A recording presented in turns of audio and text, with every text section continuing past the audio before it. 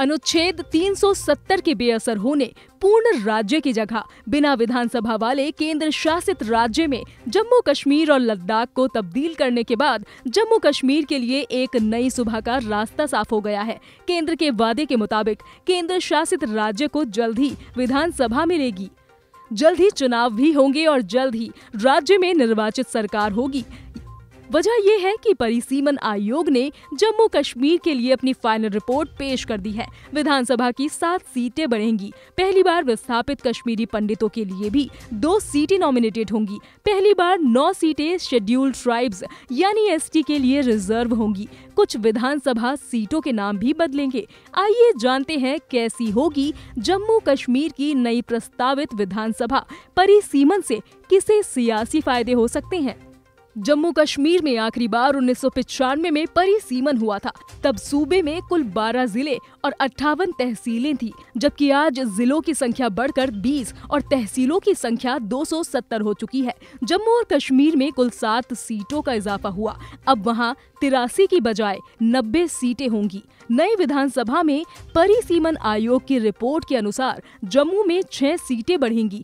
1 seat Kashmir में बढ़ाने का प्रस्ताव है। जम्मू में अब विधानसभा सीट 37 से बढ़कर 43 हो जाएंगी। कश्मीर की सीटें 46 से बढ़कर 47 हो जाएंगी। दोनों डिवीजनों में सीटों का अंतर अब 9 से घटकर 4 रह जाएगा।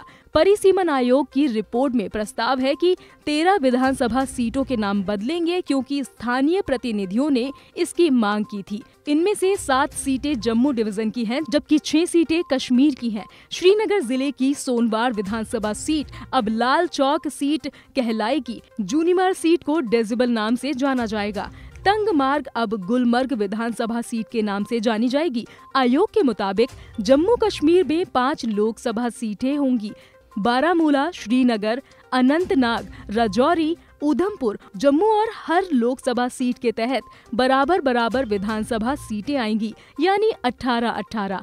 पहले भी 5 लोकसभा सीटें थी, जिनमें 3 कश्मीर क्षेत्र में और 2 जम्मू क्षेत्र में थी। अब दोनों इलाकों में एक तरह से 2.5 सीटों का बंटवारा होगा। इनके लिए अनंतनाग, राजौरी लोकसभा सीट में पहली बार 7 विधानसभा सीटें जम्मू डिवीजन की रखी गई हैं, जो राजौरी और पुंछ जिले की हैं। अनंतनाग राजौरी लोकसभा क्षेत्र में 11 विधानसभा सीटें कमिश्नर डिवीजन की होंगी, जो अनंतनाग, कुलगाम और शोपिया जिले में स्थित होंगी।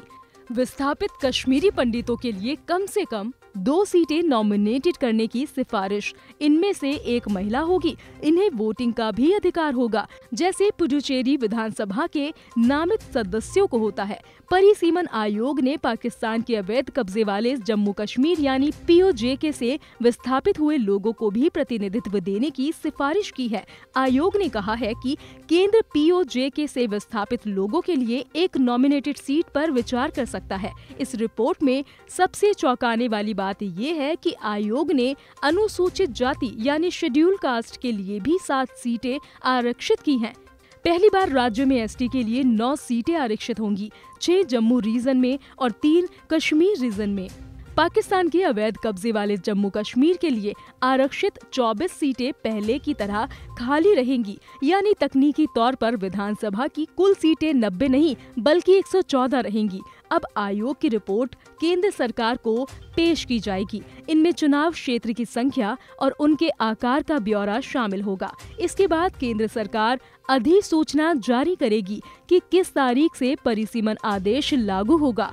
अधिसूचित होने के बाद सूचना आयोग वोटर लिस्ट को संशोधित करेगा और परिसीमन हुए विधानसभा क्षेत्र के हिसाब से पोलिंग स्टेशनों को बनाएगा। इन सारी प्रक्रिया में कुछ महीने का समय लग सकता है। चर्चा है कि इस साल सर्दियों में जम्मू कश्मीर के लिए विधानसभा चुनाव का ऐलान हो सकता है। आगे की औपचारिकता में समय लगा तो राज्य के लोगों को चुनाव के लिए अगले साल तक इंतजार करना पड़ सकता है। विपक्ष का आरोप है कि इस परिसीमन में बहुत भेदभाव हुआ है, लेकिन केंद्र और परिसीमन आयोग की तरफ से कहा गया है कि परिसीमन प्रशासनिक यूनिट, जन सुविधा, संचार सुविधा, रिमोट इलाके और कनेक्टिविटी को ध्यान में रखकर किया गया है।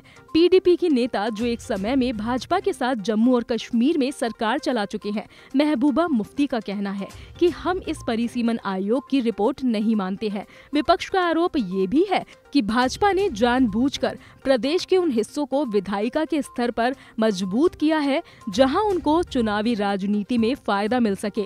देखने वाली बात ये है कि क्या साल के अंत में ही जम्मू कश्मीर में चुनाव देखने को मिल सकते हैं। अब देखना ये और भी दिलचस्प रहेगा कि घाटी का सियासी पारा इस आयोग की रिपोर्ट पर कितना चढ़ता है।